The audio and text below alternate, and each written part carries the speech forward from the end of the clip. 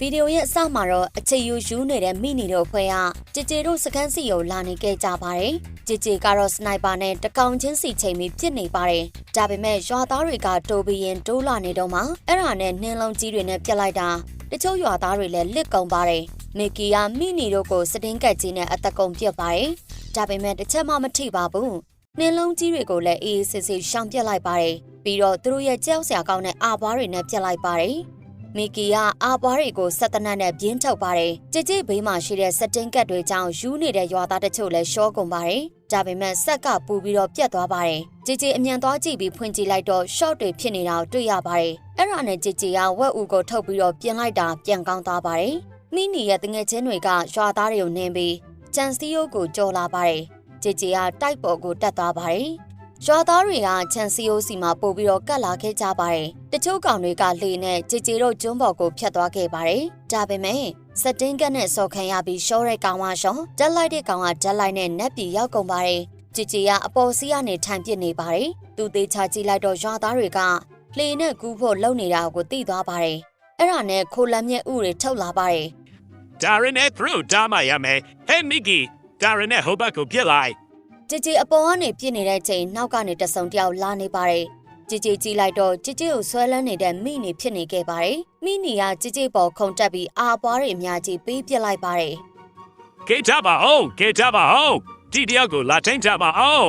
်မီကီကကျွန်းရဲ့ဟိုဘက်ကိုဥတွေနဲ့ပြစ်လိုက်ချိန်မှာတော့ဥထဲကနေကိုလမ်ကြီးတွေပေါ်လာခဲ့ကြပါတယ်။ကိုလမ်တွေကပြေးလာတဲ့ရွာသားတွေကိုရှင်းပစ်လိုက်ပါတယ်။ဒါပေမဲ့မိနီရဲ့တငယ်ချင်းတွေကကိုလမ်တွေကိုတောင်းပြီးချန်စီယိုကြီးကိုဖျက်ဆီးပစ်လိုက်ပါတယ်။ရွာသားတွေလည်းအထဲကိုဝင်လာကြပါတယ်။ကျန်တဲ့ကိုလမ်ကတော့တနက်ပစ်ခံရလို့ရှော့သွားခဲ့ပါတယ်။မီကီကပြစ်တဲ့သူရှာကြည့်လိုက်တော့မိနီဖြစ်နေပါတယ်။ Hey Mickey ကြည်ကြည်ကတော့အောက်မှာကျိုးနဲ့တုတ်ခံထားရလို့អော်နေပါတယ်။မိနီကနောက်ထပ်အနမ်းလေးတစ်ခုနဲ့မီကီစီကိုထပ်ပစ်လိုက်ပါတယ်။မီကီကသူ့ဘာယူသွားမှာဆိုလို့အမြန်လှည့်ပြီးတော့စတင်ကန်နဲ့ဖျက်ဆီးပစ်လိုက်ပါတယ်။ရွာသားတွေကပိုများလာပါတယ်။မီကီမင်းနောက်ကိုကြည့်အောင်မီကီကြည့်လိုက်တော့ရွာသားတွေကအချင်းချင်းဆက်နေခဲ့ကြပါတယ်မီကီလှည့်နေတဲ့အချိန်မှာပဲရွာသားတွေကတတားကြီးအဖြစ်ဆက်လိုက်ပါပြီမိနီရဲ့တငယ်ချင်းတွေကလည်းကူးလာခဲ့ကြပါတယ်မီကီကစိတ်တော်ပြီးတော့စတင်းကက်နဲ့အသက်ကုန်ဆော့ပါတယ်ဒါပေမဲ့ဟိုကရှောင်လိုက်တော့မထိပါဘူးမီကီရဲ့ကြည်တွေကပြစ်တာများပြီးကုန်သွားပါတယ်မိနီတငယ်ချင်းတွေကမီကီကိုအနှမ်းတွေနဲ့ပြစ်လိုက်ပါတယ်မီကီလည်းလွင့်သွားခဲ့ပါတယ်မီကီကသူ့ဘေးနာကကြည်ပုံးထဲကနေကြည်သွားရှာတော့ဘာကြီးမှရှိမနေပါဘူးရွာသားနဲ့မိနေတငယ်ချင်းတွေကတရားကနေကြော်လာပါပြီတချို့ကောင်တွေကတော့စတင်ကက်ကြောင်ရှော့ကုန်ပါတယ်တချို့ကတော့ဓာတ်လိုက်ပြီးဂီးကုန်ပါတယ်မီကီသူ့ဘေးနာကမောင်းကိုဆွဲလိုက်တော့ချော်ရည်တွေကအပေါ်တက်လာပါတယ်မီကီကရေခဲလုံးပြစ်တဲ့စင်ကြီးကိုလှည့်ပြီးစင်ပေါ်တက်လိုက်ပါတယ်ပြီးတော့ဓာတ်သေးသေးလေးတွေထုတ်ပြီးကြည်ကြည်ရဲ့ကြိုးဖြတ်ပေးလိုက်ပါတယ်ပြီးတော့စင်ရဲ့ကြိုးဖြတ်လိုက်တာလွှင့်သွားပြီးပြုတ်ကျလာတဲ့ကြည်ကြည်ကိုပါကဲတင်ပြီးသားဖြစ်သွားခဲ့ပါတယ်မိနီရဲ့တငယ်ချင်းတွေကတော့ချော်ရည်ထဲကျနေတဲ့ရွာသားတွေကိုတက်နေပြီးကူးလာနေပါတယ်မီကီနဲ့ကြည်ကြည်ကြည့်နေတဲ့အချိန်မှာအပေါ်ကနေမိနီကြီးပေါ်လာခဲ့ပါတယ်မီကီနဲ့ကြည်ကြည်လည်းလန့်သွားခဲ့ကြတယ်အဲ့ဒါနဲ့မီကီကဖြန်းစိပူးကြီးထုတ်ပြီးဖြန်းပေးလိုက်တာအောက်ကျသွားခဲ့ပါတယ်ဒါပေမဲ့နာပူးမတွေကဝိုင်းဖမ်းပေးလိုက်ကြလို့ဘာမှမဖြစ်သွားပါဘူးနောက်တော့တကားကနေဝင်လာခဲ့ကြပါတယ်မီကီဘာလို့ဘလို့လောက်ကြမလဲကြည်ကြည်နဲ့မီကီကတကားစီကိုပြေးပြီးတော့ဝင်လာနိုင်အောင်ပိတ်လိုက်ကြပါတယ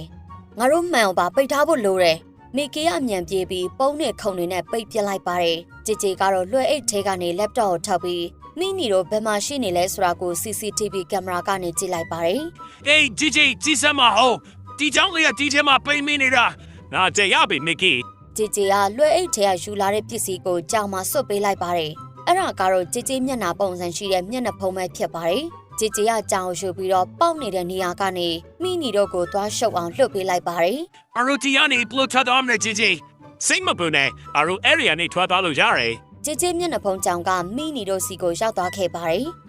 ်ဟဲ့အဲ့ဒါကြည်ကြည်မလားလိုက်ကြစမ်းကြောင်လေးလည်းနှာပူးမတွေကိုကြောက်ပြီးတော့အဲ့ဒီနေရာကနေအသက်ကုန်ထွက်ပြေးပါတော့တယ်ကြည်ကြည်တို့ကအခြားအခန်းတစ်ခုထဲကိုရောက်သွားခဲ့ကြပါတယ်ပြီးတော့တကားကိုအမြန်ပြေးပိတ်ပါတယ်မီကီကတေချာသွားအောင်တက်သားပြားတွေနဲ့ထက်ရိုက်ပြီးမဝင်နိုင်အောင်ပိတ်လိုက်ပါတယ်တလို့ဆိုရင်တော့မလာတော့ပါဘူးဒါပေမဲ့တကားပွင့်တယ်ကြားလိုက်ရပါတယ်မီကီနောက်ကိုကြည့်လိုက်တော့တစ်တာတစ်လုံးရှိနေပါတယ်မီကီပြေးကြည့်ပြီးဖွင့်လိုက်တော့အထက်အမှရေခဲအမှတ်ဖြစ်နေတဲ့ဘူးလေးကိုတွေးလိုက်ရပါတယ်ဒီမှာကြည်ဒါနဲ့ထောင်ချောက်စင်လိုက် ကြည်ကြည်လည်းထောင်ချောက်ဖြစ်တကားမှဆန်းလိုက်ပါတယ် ဒီလောက်ဆိုရင်တော့ခဏတော့ထိနိုင်မှာပါ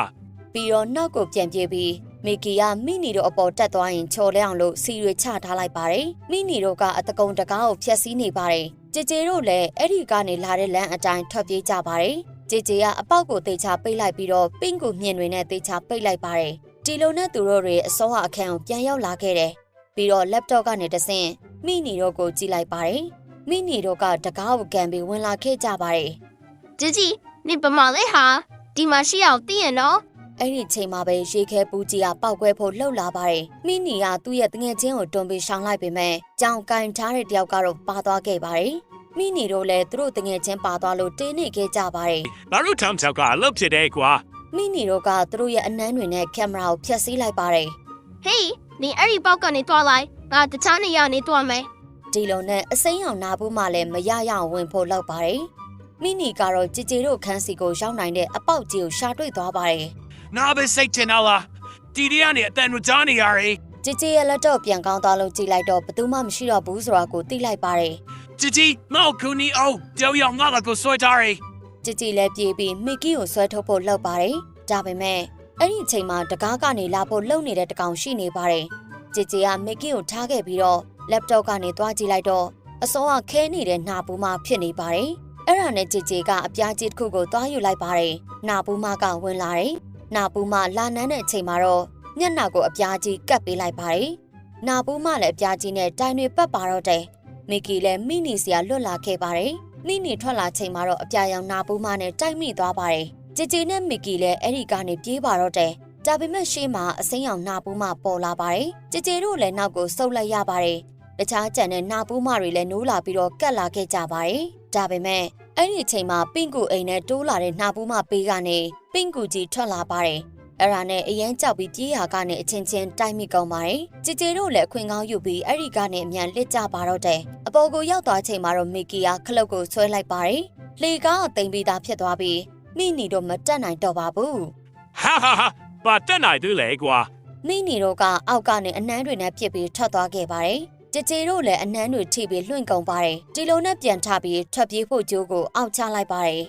မရုထမပြေခင်ပုံနောက်ခေရမယ် မီကီကပုံးတွေကိုနေရာအနှံ့မှာကတ်လိုက်ပါတယ်ကြည်ကြည်ကမိနီတို့ဝင်နိုင်မဲ့နေရာကိုကြည့်လိုက်တော့မိခိုခေါင်းနိုင်ဖြစ်နေတာကိုသိသွားခဲ့ပါတယ်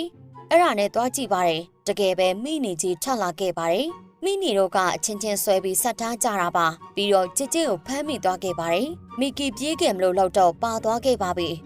ငါပါလို့ရမလဲဘလူးနိုင်းကမ်လေ အဲ့ဒီအချိန်မှာကြောင်လေးပေါ်လာပါတယ်မီကီလည်းအကြံလေးရသွားပါတယ်အပေါ်မှာတော့ကြည်ကြည်တယောက်အဝိုင်းခံထားရပါတယ်မိနီကဟယ်လီကော်ပတာကိုဂန်းနဲ့ခေါ်လိုက်ပါတယ်မကြခင်မှာတော့ဟယ်လီကော်ပတာရောက်လာပါတယ်မိနီတို့တွေကကြည်ကြည်ကိုဆွဲပြီးဟယ်လီကော်ပတာစီပြစ်တင်လိုက်ပါတယ်အဲ့ဒီအချိန်မှာပဲကြောင်လေးထွက်လာပါတယ်ရင်ပေါင်းတဲ့သူကကြည်ကြည်မျက်နှာနဲ့ကြောင်လေးကိုမြင်ပြီးလိုက်ဖမ်းมาတော့တယ်မီကီကပုံနေပြီးတော့ဟယ်လီကော်ပတာထဲဝင်သွားပါတယ်ပြီးတော့အဲ့ဒီကနေမောင်းပြေးပြီးတော့ဘုံတွေကိုဖောက်ခွဲဖို့ခလုတ်ကိုနှိပ်လိုက်ပါတယ်မိနီတို့ကတော့စိတ်တူနေကြတာပေါ့နောက်တော့ဘုံတွေကြောင့်ပောက်ကွဲသွားပြီးမိနီနဲ့နှာပူးမတွေပါပျောက်ကွယ်သွားခဲ့ကြပါတယ်ကြောင်လေးကတော့လွှင့်လာပြီးကြည်ကြည်လက်ထဲကိုရောက်သွားခဲ့ပါတယ်ဒီလိုနဲ့ပဲနှာပူးမတွေလက်ထဲကနေအောင်မြင်စွာဖျက်ကျော်နိုင်ခဲ့ကြပါတယ်ရှင်အခုလိုဗီဒီယိုမျိုးတွေသဘောကျရဆိုရင်တော့ channel လေးကို subscribe လုပ်ခဲ့ဖို့မမေ့ပါနဲ့နော်အမကတော့တင်ဆက်သူ Lady Kim ပါနောက်ဗီဒီယိုမှာပြန်တွေ့ကြမယ် bye bye